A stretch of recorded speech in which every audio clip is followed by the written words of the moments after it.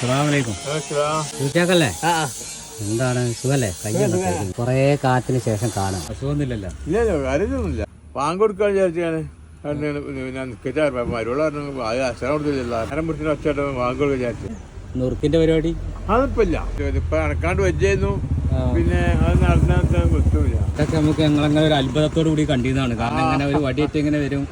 ചെയ്താല് നിങ്ങൾക്ക് എത്ര വേണ്ട എന്നൊക്കെ ചോദിച്ചിട്ട് ഇതേപോലെ തന്നെ അങ്ങോട്ട് കണ്ണും കാണാതെ ഇങ്ങനെ കറക്റ്റ് ആയിട്ട് ഓരോ കറക്റ്റ് ലൊക്കേഷൻ. മനസ്സിലായില്ലോ? ഞാന് പൊന്നപ്പത്ത് ഹംസാജിന്റെ മോനാണ്. അറിയോ? സ്കൂളിന്റെ അവിടെ ഉള്ളത്. എന്തായാലും ഫയറാകട്ടെ. ഞങ്ങൾ കണ്ടില്ല, അതിനെ സന്തോഷമായി.